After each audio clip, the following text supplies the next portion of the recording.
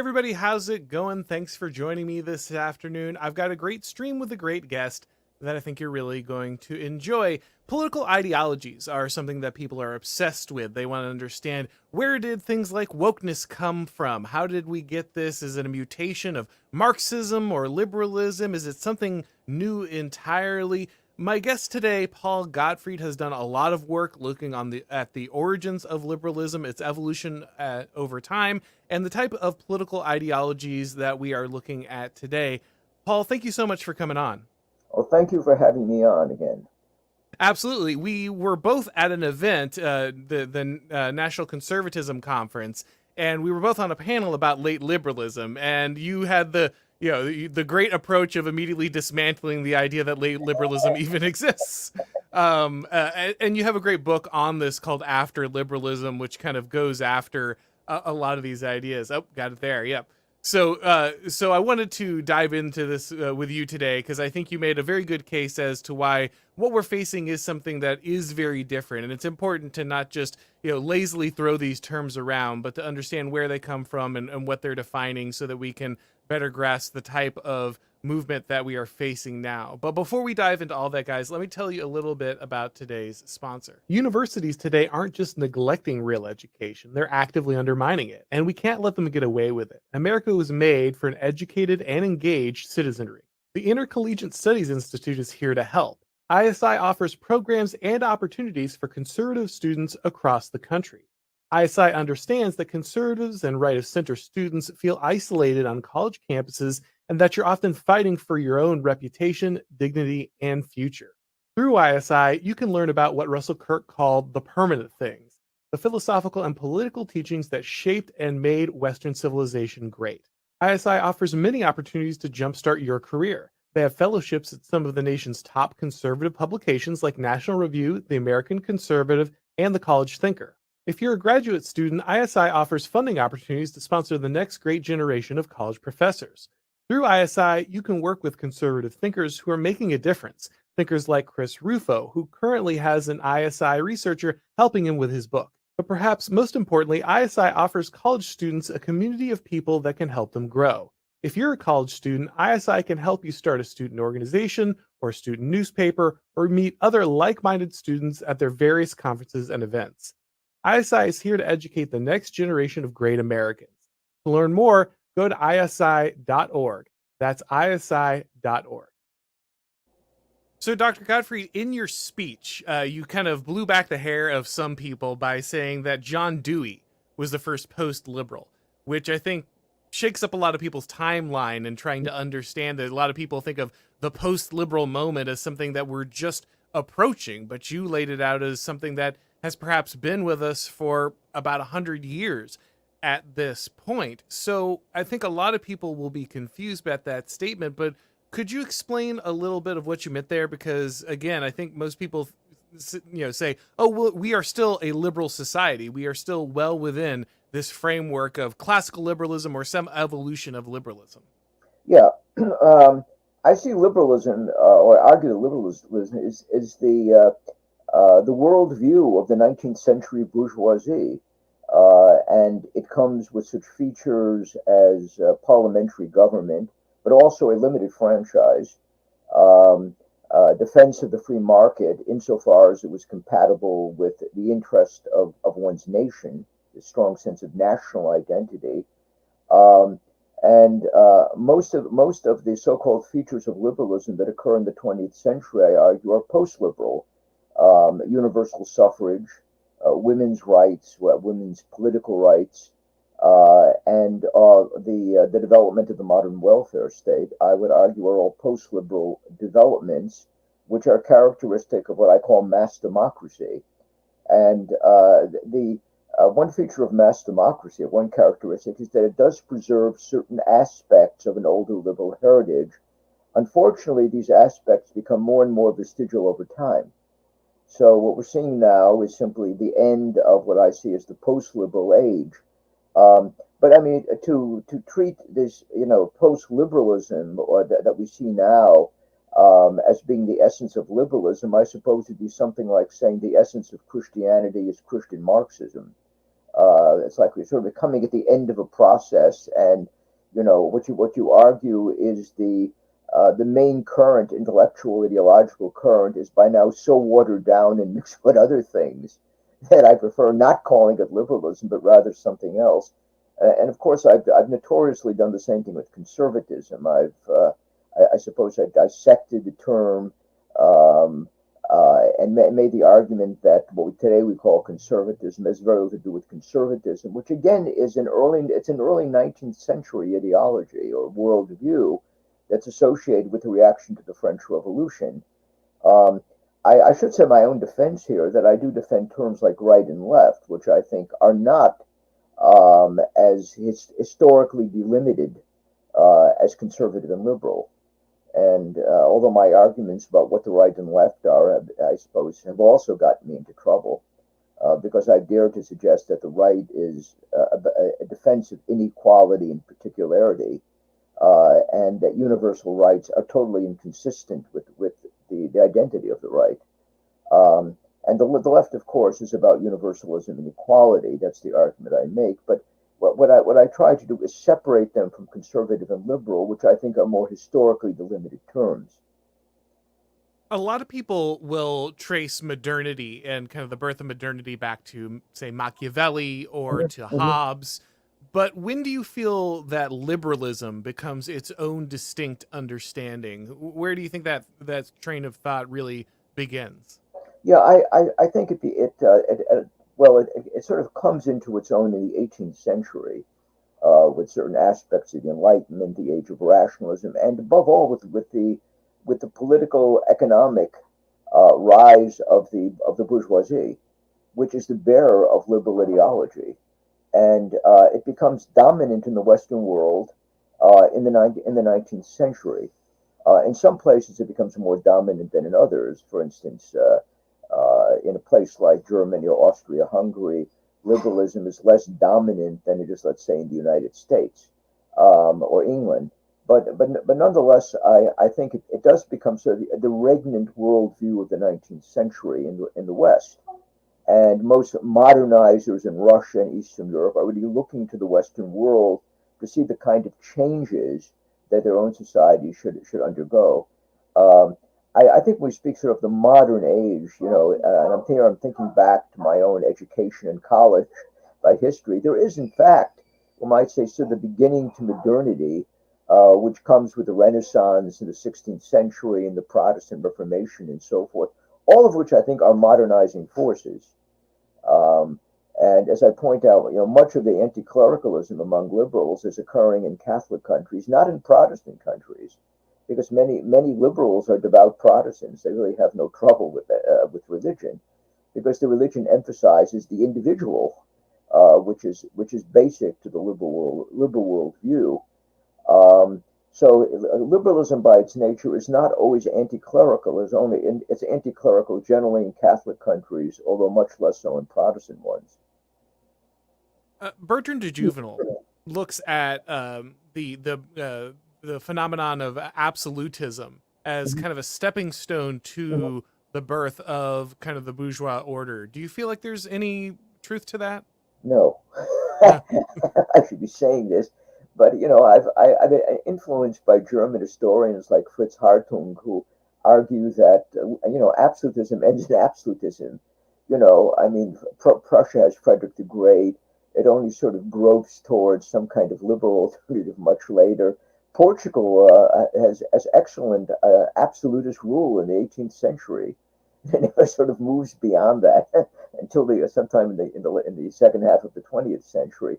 So and of course in Russia you have absolutism, and it does not really lead to a bourgeois modern liberal order.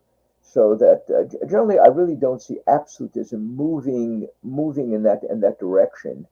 Um, I think it's characteristic typically of sort of Catholic Counter-Reformation societies, or in the case of Prussia, it sort of manifests itself there. Um, but again, it's sort of an agrarian military society in which you have Sweden is another place where you have absolutism, but it doesn't necessarily develop into a parliamentary liberal regime. You mentioned some of what I think we could probably identify as the core aspects or pillars of liberalism, but can you lay those out just again? What would you identify as kind of the hallmarks of a liberal order?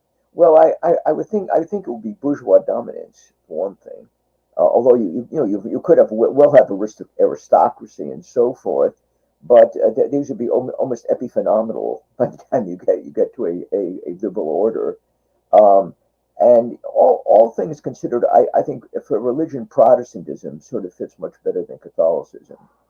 The United States and Iran are not exceptions in that regard.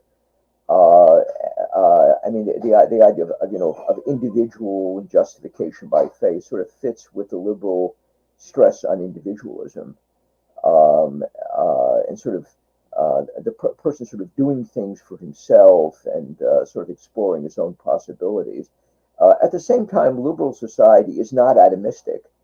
You still have stress on community, individuals participating in society, a very strong sense of the family, and the sanctity of marriage, much more so than among the early aristocratic rule.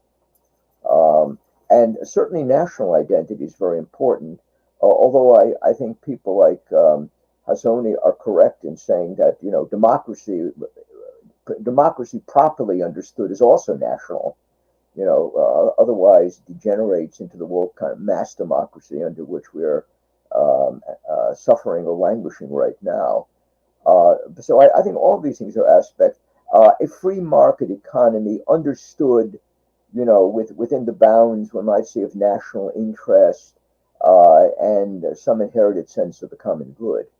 Um, as I always point out, libertarianism is not classical liberalism. Libertarianism is 20th century libertarianism. Hmm. It's quite different from what liberals who typically, by the way, favored tariffs, except in England, which was then the economic leader in the 19th century. So that tariffs were very characteristic of liberal political parties. So a lot of kind of modern, as you point out, libertarians, but also a lot of kind of center left. Well, I didn't leave the left. The left left me types. They like to call themselves classical Right, liberals. right. And one of my favorite things is to point out that they don't believe a single thing that classical liberals actually believed. Why do you think there's been this appropriation of that term by so many people who really don't fall into that understanding at all?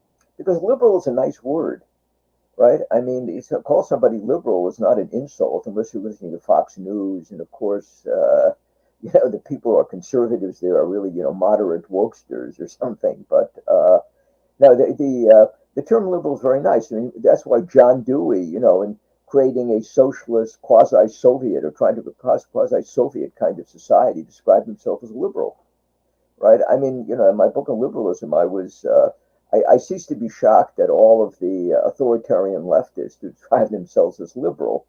I know I got into sort of a heated exchange with James Lindsay, who insisted that I was an idiot, and unfit to be read. I think he just discovered my writings because I did not consider him a true liberal, which I don't. Nor do I consider Barry Weiss a liberal, or Douglas Murray, or the people at the University of Austin. For the most part, they're not liberals. They're sort of, what I call sort of moderate woke leftists who are being dissed by people who are further on the woke left. And I can sympathize with their plight, but they're certainly not liberals. Well, if you've been denounced by James Lindsay, then we're both in good company Right. on this show. But honestly, I'd be shocked if he's read more than 5 pages of your actual work. Yeah, I would too. But one thing that you focus on in the book that you talk about a good bit, and you've mentioned a couple times here, is the democratization of the liberal project, which I think is a really critical aspect. And I want to get more into that. But before we do, let me tell you guys a little bit about job stacking. Hey guys, let me tell you about today's sponsor, job stacking.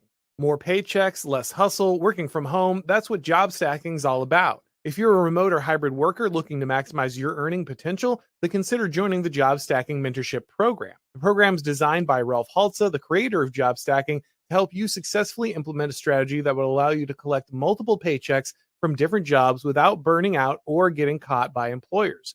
Job stacking has already helped many people double or even triple their incomes. Luke Hill, a financial analyst living in the UK, has used job stacking to stack 3 different jobs and went from making 5K a month to 15K a month. But job stacking isn't just about increasing incomes. It's also about helping our guys gain more independence by no longer being a slave to debt or a single employer who hates their values.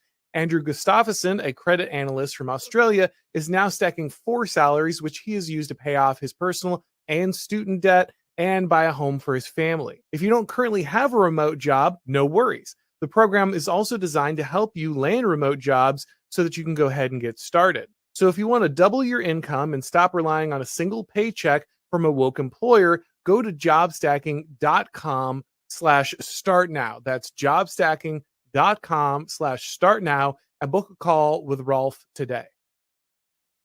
So I think if most people were to bring one thing forward out of liberalism, if they were going to identify one thing with it, it would probably be democracy, at least for the modern person. When they think of liberalism, they think popular sovereignty, the voice of the people, being represented. This is what matters. Even if you read John Locke in his second treatise, he's constantly appealing to the majority and the will of the majority as the justification for power.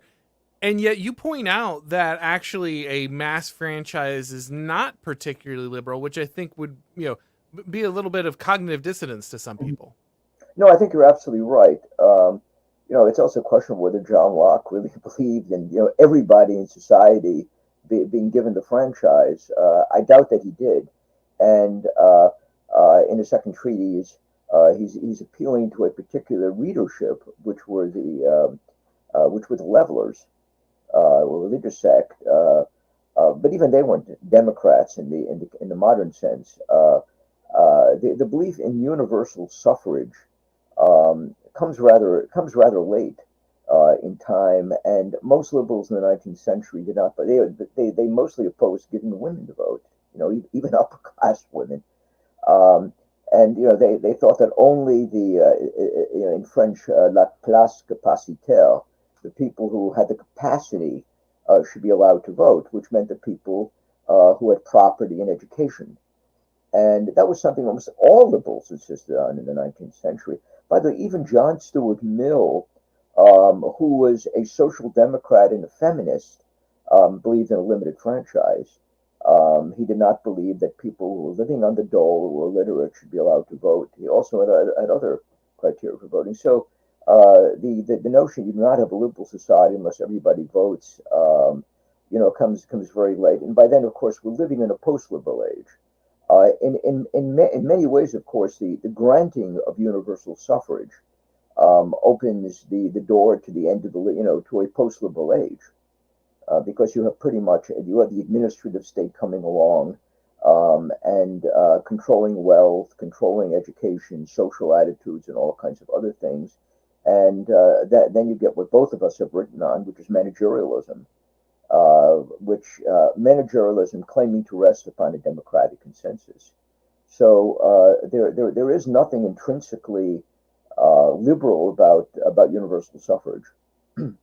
Now, do you feel like this transition from liberalism to a more managerial mindset is a natural progression? Is there a genealogy that we can follow here, or is this a radical break in some way? Well, I think it's both. I mean, it is a radical break, but it's also a natural progression, a social progression, because the bourgeoisie depends economically, upon the proletariat, upon a working class, and these people are going to demand political rights.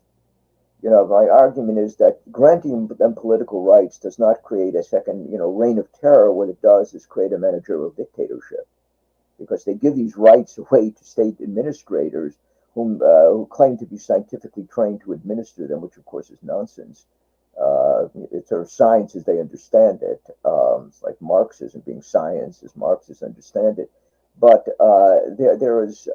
it is a natural progression. It's a social progression.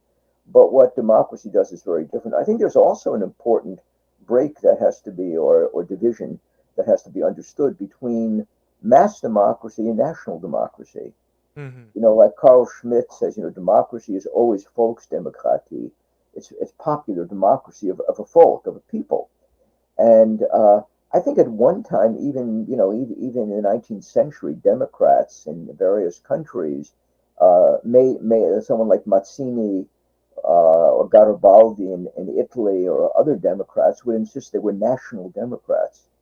Um, in the 20th century, we have is multicultural, or it sort of starts with pluralistic democracy and then turns into multicultural democracy.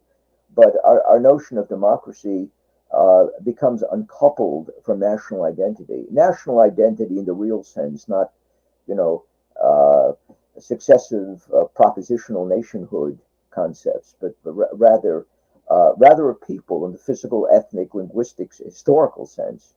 And that is one of the points, if you notice, I kept raising about the national conservatives, that they're not describing the United States as it now exists. They're describing the Latvians or maybe the Israelis or Lithuanians or Poles. They're not describing us because these other countries are national democracies. There's a strong national component. And most so-called Western democracies, liberal democracies, have ceased to be, well, they've ceased to be liberal or democratic, except in this mass democratic administrative sense. Important that you point out there that so many of these pillars of liberalism were considered in a national context. They were territorialized to Mm-hmm. the interest of particular peoples in particular ways of life. Yes, free markets, but in the service of a people. Yes, democracy, but only because it reflects the understanding and way of being of a people. Mm-hmm. And do you feel like the kind of escape from that, the fact that this process seems to have escaped that territorialization, has to do with something innate in liberalism? Do you think it has something to do with scale and managerialism? What do you think made that process? Was it inevitable?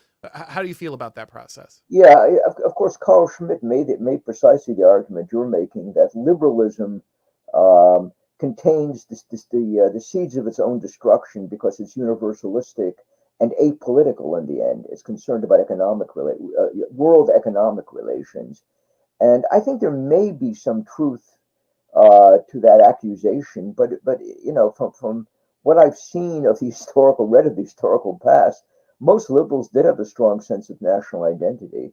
And in many cases, when I say the nationalism was stronger than the liberalism, which in some ways leads to the First World War. Um, so that I think this is an idea inherent in the one connection I do see is people say, well, I believe in the liberal concept of universal free trade, which, by the way, in the 19th century is not a liberal idea. It's a radical democratic idea. And then people like John Bright and others who told us were radical Democrats, or James Mill, John Stuart Mill. They were radicals in the 19th century. But I think this does have some connection to this political universalism. But I think you've made the argument that managerialism, by its very nature, is universal. Mm-hmm. Right? I mean, we're not talking about the Prussian bureaucracy of Frederick the Great. We're talking about modern managerialism, Right. and that does have a universalist aspect. The managerial class is similar wherever you go, right? It has a rather weak sense of nationalism, and in the current situation, it is a major vehicle of woke ideology, right? Which has replaced Christianity as the new Western religion. So perhaps managerialism focuses on the aspects of liberalism that would allow it Hmm. to then globalize it while discarding that which is not useful. It's still calling on some of these symbolic aspects, but implementing them in ways that are not really inside the liberal tradition. Yeah, that's correct. The liberals in the 19th century were certainly not against bureaucracy. They supported bureaucracy because they saw it as an instrument by which the nation state would be able to run well, and these would be disinterested people, who would serve the common good. And you got this in most 19th century liberals. I mean, they're very high on bureaucracy, properly, as I pointed out in my talk at the National Conservative Conference. They're high on liberalism, high on bureaucracy as within the limits, that they imposed on public administration. Now let's talk a little bit about that transition then to what we could probably call the civil rights regime, right? Mhm. We have a managerialism that enters into the United States. You identified, you mentioned there with John Dewey that he was looking more for a socialistic Mhm. United States. But however people want to define, the FDR regime and these kind of things, it wasn't it had not quite taken on the aspects of, I think, kind of the civil rights revolution. Mhm. But do you see the civil rights revolution as a shift for kind of the justification underlying managerialism? And do you see any connection between that and, of course, what a lot of people would think of as the rights that are claimed inside of the liberal tradition? Yeah, I definitely see the managerial class as being the necessary instrument by which the civil rights revolution gets carried out. Um, and I don't think they were playing a purely neutral role because by then the managerial class had become very politicized on the left, and the fact that the managerial class, or certainly public administration today, is overwhelmingly, in the left wing of the Democratic Party, very few conservatives who are engaged in that vocation. Um, suggests that they were not unwilling partners in the civil rights revolution.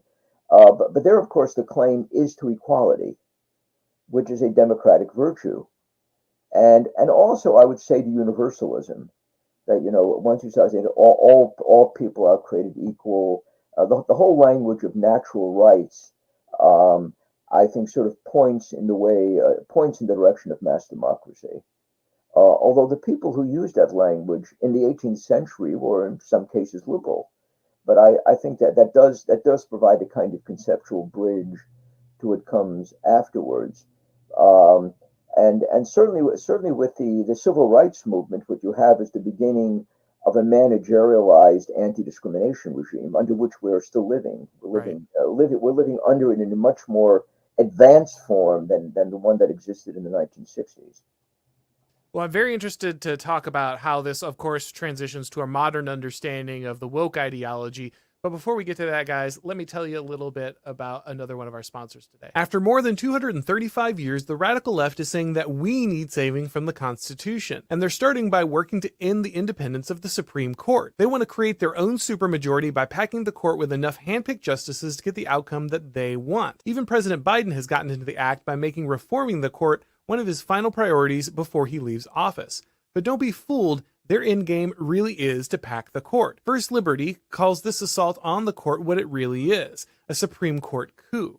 These extremists want to eliminate the court's conservative majority by packing the Supreme Court with their own hand-picked justices to get the outcome that they want. And the frightening thing is that come January, their plan could become our nation's reality. Simple majority votes in the House and the Senate combined with the president's signature could turn their plan to pack the court into law. But right now, if we unite our voices and if we take action together, we can put a stop to the radical left's plan to take control of the Supreme Court. The future of the court, of preserving an independent judiciary, is literally in our hands. And that's why First Liberty is taking action, and we need you to join. With more than 1 million patriots like you standing for the Supreme Court, we can safeguard the independence of the judiciary, just as the Founding Fathers intended. And by saying no to the leftist Supreme Court coup, we can secure the blessings of liberty and protect the future of our constitutional rights for our children and grandchildren. Go to supremecourtcoup.com/Auron. That's supremecourtcoup.com/Auron to learn how you can help stop the radical left's takeover of the Supreme Court. Now, you have gotten into a tussle with James Lindsay and others, as you mentioned, over your assertion that the current ideology that we see reigning over the managerial system, the kind of the woke ideology, is not specifically Marxist. But for a lot of people, they'll say, oh, but you were talking about John Dewey and his desire for a socialist United States, almost 100 years ago. So what do you think is, if not Marxism, what is the origin of this current wokeness, and how did we transition to it as the ruling ideology of what was supposed to be a liberal democracy? Yeah. Well, of course, I think the word liberal democracy already contains this explosive ideological dynamite, Yeah, sure. which is which results in destroying whatever existed of the liberal order. But I think the argument that I make that Lindsay objects to is that liberalism itself becomes post-liberalism, or gives way to post-liberalism. What we're seeing are uh, the last manifestations of a dying post-liberalism, which is sort of given up on whatever aspects of liberalism it carried over and tried to preserve, and which is now becoming woke totalitarianism, as far as I can see, and sort of building on mass democracy and a managerial state in doing this. So that this is not Marxism. It's a very different development that we're seeing. It's not, I argue that Marxism, really deals with socioeconomic revolution. It is not about culture. It is not about abolishing genders. It is not about giving sex change operations to illegals. It is about creating a socialist economy managed from the top, a revolutionary socialist economy. The morals of so-called Marxist societies have been rather conservative by comparison to what's going on in Western countries today.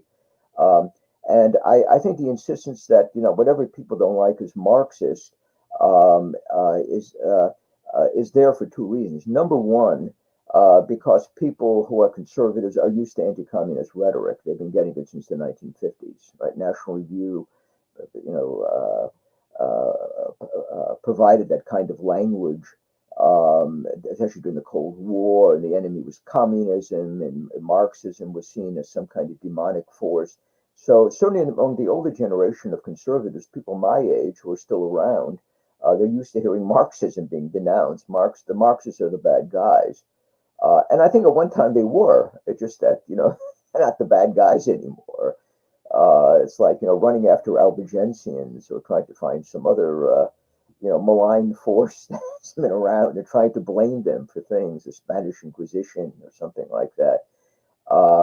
The second reason I think is more sinister. It is that people who are culturally, socially radicalized, like some of the friends of James Lindsay, want to pretend they're fighting Marxism. This is the real enemy. So meanwhile, you can accept a certain amount of the woke revolution and still insist you're a conservative because you're fighting Marxism.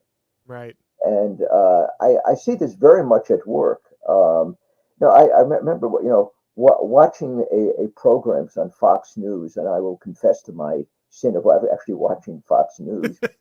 But they had Caitlyn Jenner, and someone introduced Caitlyn Jenner, who is a Republican transgender, as a conservative, and then they immediately began denouncing Marxism. So this tells you something about why conservatives have decided, to resurrect Marxism. Marx and Marxism is the enemy. That's very interesting to think of that dynamic as this is a cover of kind of smuggling in a lot of the Cultural Revolution. We can unite against this enemy, so you don't have to think about all these things that happened under the banner of the previous revolution.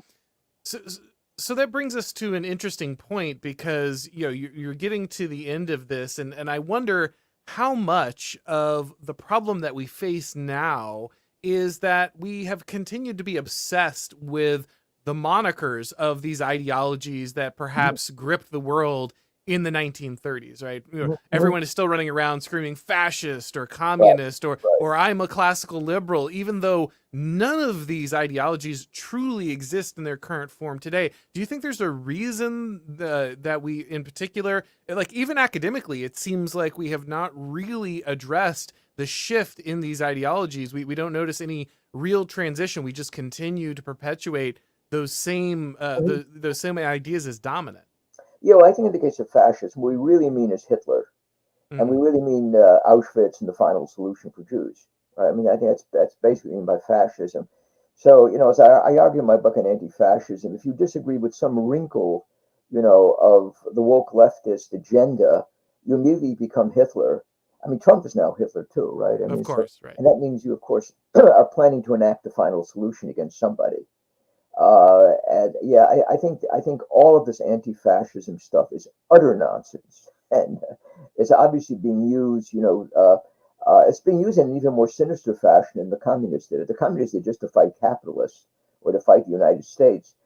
These people are doing it to shut up any opposition to the woke agenda, and if you stand in their way, you're a fascist. And a fascist means Hitler, and Hitler means Auschwitz. I mean, this is basically what you're being told by implication. Of course, the conservative movement goes after too. So we have Donald Trump, Mark Levin, and others saying that the other side are fascists. No, they're not fascists. They're dangerous totalitarians, but they're not fascists. I mean, they're much more dangerous than generic fascists in the 1930s. I think a Kamala Harris regime would be much more dangerous than Mussolini's government in the 1920s. I mean, I don't need any comparison. The left are not fascist. There's something else. But to me, I think there is obvious political points to be made by those people who are using those terms. In the case of the right, they keep saying you're a fascist because you're just throwing back at the left. You remember that horrible book by Jonah Goldberg on liberal? I mean, it's just like, you called me this name, I'm going to call you this name back. Right. Something like that. So, do you think then that what would you identify then as the political ideologies of our modern era? If we're not looking at liberalism, we're not looking at fascism, we're not looking at communism. We've both talked about managerialism, but that's a form as much as it is an actual ideology. What do you see as the competing ideologies today? The competing ideologies are a woke left, which is left because it claims to be universal and it emphasizes equality and compensatory equality for those people who were the victims of inequality in the past.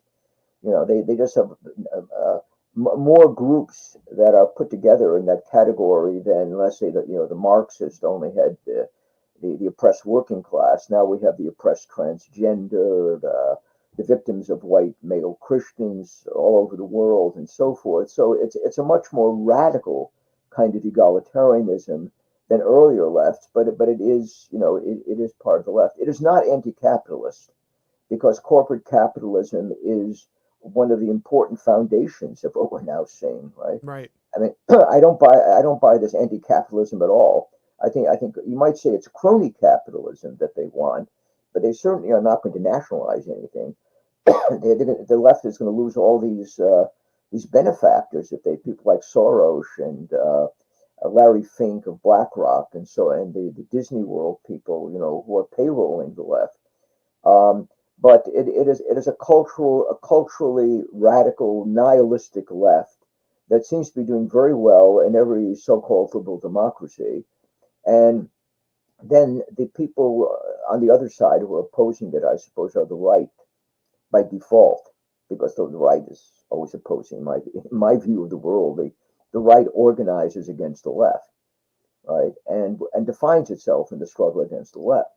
So we have all the people who are fighting it, mostly the white working class, from what I can see, and it's a populist revolt. It does not look like the early 19th century counter-revolution, but then it is not conservatism in that sense. It is a right, which by its very nature is reacting against the other side and trying to limit or undo the left. So I think those are the major forces that I see. I don't think I could really speak of conservatism, on the right. I mean, there is no. We have people, you have cultural, religious conservatives. I mean, they're around, people who read classics, who read the Bible, and so forth. But I don't see political conservatism, really. I mean, I think that's something that belongs to an earlier age. But I do see a rightist reaction. And in the United States, that rightist reaction is centered right now on Trump, and the people support Trump. Whether or not he is a true man of the right, may not be that important, because I believe, like Hegel, that there is a kind of, Hegel spoke of the List der Vernunft, the cunning of reason, that people are driven by private passions, but they serve world historical ends. And I think this may be true of Trump. I don't find it particularly admirable. I mean, he is a courageous man, but I don't find his views particularly coherent, or I'm not quite sure what they are. But the people who surround him obviously are reacting against the left, and doing this very vigorously right now. He certainly does feel like a man gripped by history, whether worthy of it or not, and Yes, so he finds exactly. himself in that moment. Yeah. Yeah, So, no, he so is. I mean, there was the Hegel was speaking about Napoleon. That mhm. he's driven by private passions, but he serves the world spirit nonetheless. the same the same thing is true of Donald Trump. There's this concept of closing the hermeneutic circle, in which you get to the end of a book or something, and retroactively, the entirety of it kind of comes together. It all makes sense. Its true purpose is revealed. Hmm. Now that you're looking at the end of liberalism, you're identifying it as there's a real into that, that historical phenomenon, and it becomes something else. Do you feel ultimately that the destination was inevitable? Do you think there were key moments that drove it in one direction or another, or did the ideology itself require us to kind of arrive at the moment that it did? No, one of the things I've always argued is that history is characterized by contingencies, and things did not necessarily have to go in that direction. That you could have had managerialism, but it could have been linked to nationalism, as it was at one time, a Right. national identity. The fact that it became mass democracy, pushing universalism and so forth. um, that you also could have had Christian Democrats who were truly Christian, and believed in maintaining biblical virtues and so forth. If things did not go that way. So that even with managerialism and the coming of democracy, things could have gone in a different direction. Again, I think that this is the operation of accident contingency. I think the role of the United States, as a world power is very important. It's a managerial mass democracy in the end, and it's now pushing wokeness as a state religion. Somebody asked me, somebody in Hungary, do I think Orban is sort of a bad man because he uses anti-American rhetoric and appealing to his electorate? And I said, if I were Hungarian, I would use anti-American rhetoric all the time. I mean, why should you like a country that's sticks LGBT flags on its embassies, pushes wokeness, gay marriage? If I were a traditional Hungarian, I would not like that at all. Um, but I don't think the United States necessarily had to go in that direction. I think we traced the steps by which that happened. I think one can arrive at the view that things might have happened differently. Um, Now, I think liberalism giving way to something like democracy uh, may have been inevitable because of the socioeconomic context in which liberalism develops, and the operation of an industrialized society and urban society, and one might see the demand of the working class for political rights that will then cede to the managerial class over time. This is the argument after liberalism. um, I think that may have, to some extent, have been determined uh, or overdetermined. The French Marxist Althusser uses the word surdeterminé, like overdetermined, and I think that may have been overdetermined that necessarily happened. But I think many of the things to which I've lived and things to which I've lived in the United States were not inevitable. Um, One of the things that I think what may have been inevitable is the movement in which the civil rights movement went. Hmm. um, that by empowering the managerial class, by pushing the idea of equality, creating an expanded leftist electorate, um, that the outcome of what happened should not really have been in doubt. Although things might have just stopped with women. I mean, what that's not necessarily but going on to gays and transgender and so forth. But I think people underestimate the revolutionary impact even of the early civil rights movement, particularly once it becomes linked to big government and to the managerial class. Yeah, I have this thought that scale really puts incredible emphasis on institutions. Of course, they always are critical to any civilization, but the wider that civilization's influence becomes, the more they try to project power, the more institutions become critical to that. And you pointed out in your speech that you feel like most of the institutions inside the United States and the wider Western kind of liberal democracy blocks, if we're going to use that term, have gotten to the point where they may be unrecoverable. Hmm. That Hmm. that may not, the idea that the conservatives can just long march their way into the institutions, or that even a guy like Donald Trump could just remake the institutions simply by appointing some personnel in there. We may be beyond that point. If that is the case, then what do you see as the path forward for those that are opposing the kind of the woke left? Is it parallelism? Is it the attempt to recapture institutions? Is it the need to radically rethink social organization itself? Are we just in this moment of kind of the apocal transition that no one can see through? What do you think is the path forward for those if they can't recapture those institutions? Well, I think it's utter opportunity. One has to be opportunistic about this. Where you have a chance to recapture institutions, you go for it. If you can't do that, you have to create a parallel society.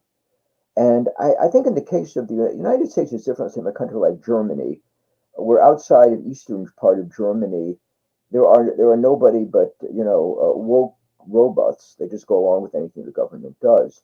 In the United States, we have well over 40% of the population who don't like what's going on, even if they lose an election, which may in fact be rigged. There is a very, very large minority that doesn't like what the woke totalitarians are doing and the managerial class is doing. And a Kamala Harris front administration would not be able to deal with all these people. Just too many out there. So I think there are opportunities for the good people. The Germans have an expression, die Gutmenschen, the good people, to separate themselves and to move into red areas where they can survive and where they can practice, judicious disobedience to the federal government. I have no doubt that if the Democrats take over, they're going to nationalize the franchise, which means you're going to have all rigged elections, whenever national elections. They're going to push open border stuff, whatever they're doing now. The woke ideology, the woke state religion. They'll do all these things because there'll be absolutely nothing to stay. I think nothing is going to stop us. But I think they are going to create more dissatisfaction in the end if they do that. I don't know whether the good side, will ever produce enough people to counteract this, and they certainly, but there are all kinds of things. The history to me is an open book. I mean, you might have a military revolt at some point. The military may not go along with this, even if the people at the top are all woke leftist stooges. The attempt to impose a totalitarian society in other countries failed and might fail here as well. I think any opportunity to frustrate, to thwart the government should be taken. One of the things that absolutely dismays me is that we have not had massive boycotts. I mean, these war corporations should be. We've had a few of them. We've done this with Bud Light and so forth, Disney World. But I think that the right should announce this and then just go ahead and do this. I think one of the reasons we have not had anything like a proportionate reaction to what the left is doing is the conservative movement, which keeps everybody quiet.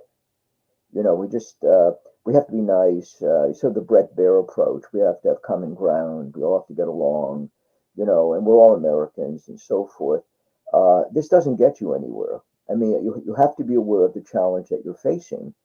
You have to also act prudently. You don't want to destroy yourself, but you shouldn't deceive yourself about, all of us are friends, and you should take whatever action is possible, within, one might say, reasonable bounds to thwart the leftist administration.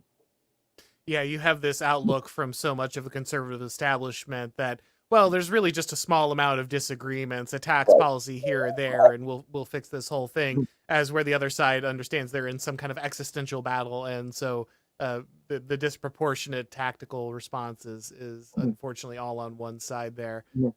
But I think that this has been a great discussion, and I have a couple questions from the audience that I want to ask you real quick. But before we do, Guys, make sure that you're, of course, checking out Dr. Gottfried's work. A lot of what we're talking about here was covered in his book, After Liberalism, which you should definitely read if you haven't. It was written, what, 20 years ago at this point or more, and it's 25 years ago. Yeah, there you go, and still has, of course, foresaw so much of this and still has a lot of valuable insights. So make sure that you're checking that out. But let me go to our questions here.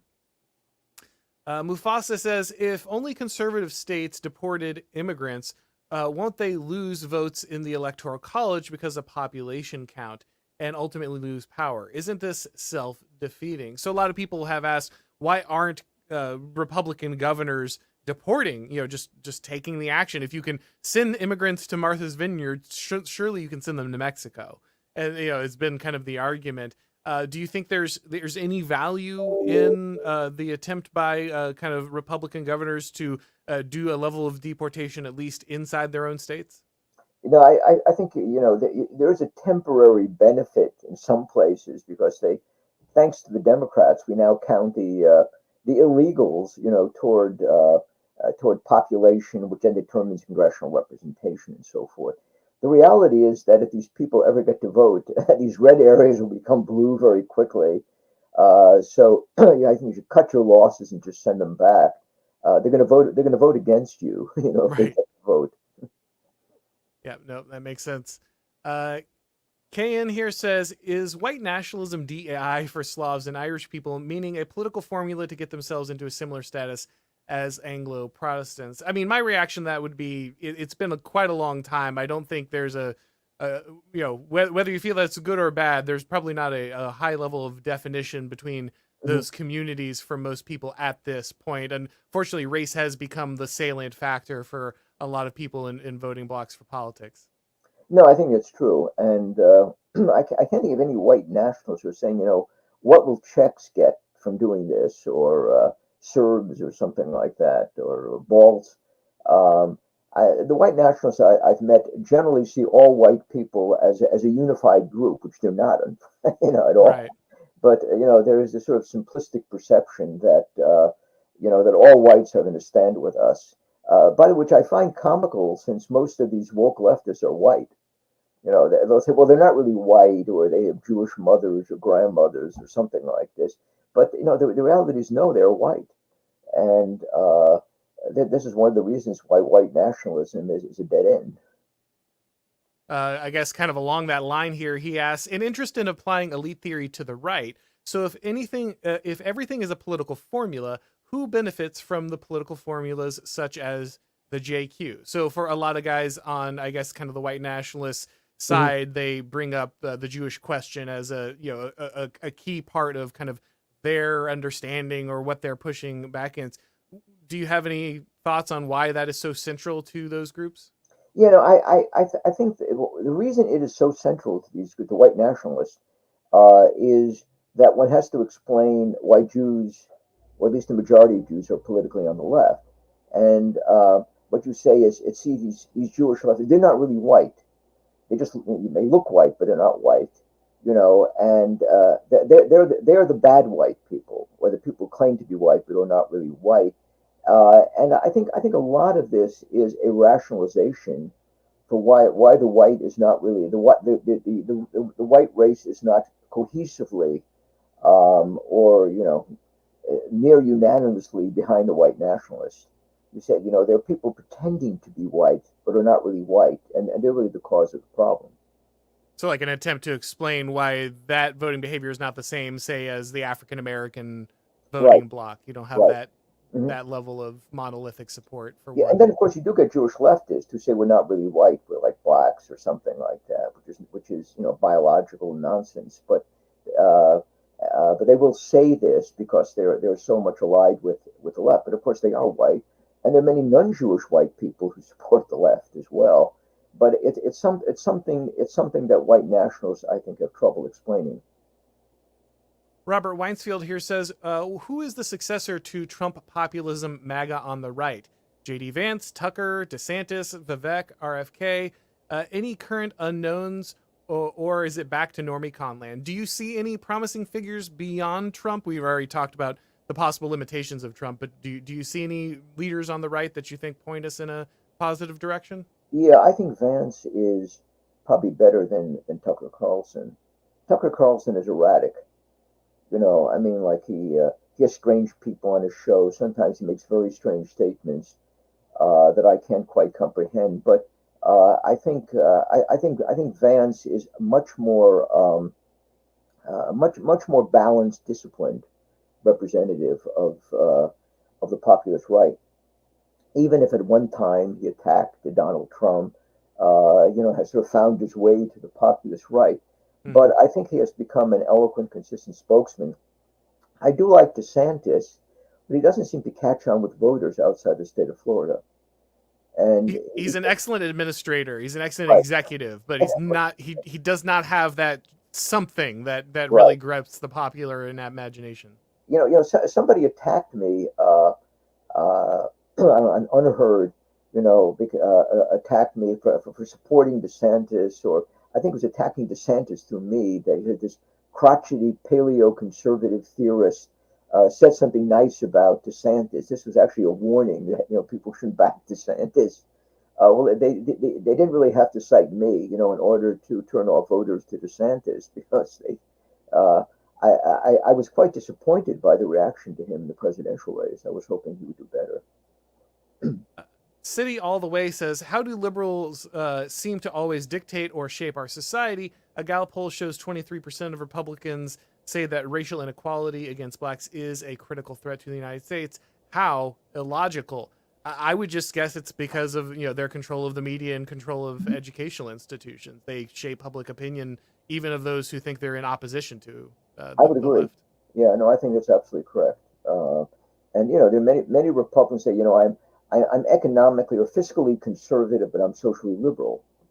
There are a lot of some of them, but they typically vote for people like George W. Bush or Mitt Romney, or Nikki Haley. But there are such Republicans. Let's see here. K Max McDonald says, "Where does the GOP go post Trump?" Oh, we kind of already discussed that. Does it stick with JD Vance and appeal to more white voters, or does it try a neocon multiracial alliance with Nikki Haley? Yeah, like Paul said, I think that that JD Vance is probably much more likely to be. I Mhm. don't know a lot of people who aren't very heavily invested in the neocon ideology that are fans of Nikki Haley. There's just not a lot of grassroots support there. Let's say. Yeah, not grassroots support. During the primaries, there were people who were recognizably Democrats who were voting for her, who may not have even have voted for her in the general race, but were just hoping to stop Trump. And he follows up saying, "Paul, does Paul feel that self-hating whites at the top are not sacrificing themselves, but lower-class whites? Mitt Romney or Bill Gates would never say that rich whites are evil. Would they take these positions if it did affect them?" Yeah, the second part, I don't understand, but I do think there's very much of a class war Mm-hmm. in which the woke whites see themselves as socially superior to the working class whites. I mean, it's the attitude which was reflected in Hillary Clinton's statements about these massive deplorables, and I think there was somebody else who recently made a similar comment. I don't know, it was Kamala Harris. You always hear this from the ladies on the View. I mean, they're full of contempt for working class whites. And I think that is a major impulse behind the wokeness of rich white people. Social contempt. Yeah, and it's funny because some of the people who are how do we say on the dissident right or the internet right, they they see themselves as potential elites, they see themselves as possible leaders, Mhm. and the one thing they seem to uniformly do is kind of spit on middle America because that's the only thing they identify as an elite trait. Yeah, they don't really know anything else about leadership. They just know that the one thing you're supposed to do is just hate middle class whites. That's really the critical feature of an elite. So that's what they do, even though they're theoretically on the right. It's a very bizarre but observable phenomenon. No, I think it's very common. Neo reactionaries, I think, are do that the most often. That they see themselves as the current versions of Joseph de Maistre, or these aristocratic conservatives of the early 19th century, and they flaunt their loathing, for the lower orders. I think, of course, these people are going to go absolutely nowhere. So, they're just an historical curiosity at this point. All right, guys, I appreciate the questions, but we're going to make this the last one because I don't want to keep Dr. Gottfried forever here. We have Antebellum, who says, do you think it's possible for paleoconservatives to stop liberals like RFK and libertarians to merge together as a new right movement? Probably not. I mean, not for any length of time. I mean, they might, vote the same way in an election. I mean, you can maybe get them all to vote for Donald Trump right now, but they're not going to form a permanent movement, because I think the moral intellectual differences are very obvious, and at some point they will undo any attempt to create an alliance among these groups. I could see an alliance, as an alliance between paleoconservatives and the populist right, which itself is a cause of wonder, since paleoconservatives do begin as elitist. Yeah, right. And Sure. allied with the European aristocracy, the antebellum Southern gentry, and so forth. And here you see them, all running to embrace the car mechanics, or the other sort of working class drudges. I mean, they've now become and saying nice things about them, which I don't think was true of paleoconservatives when that group was formed, back in the 1980s. Well, you have to serve someone. There has Right.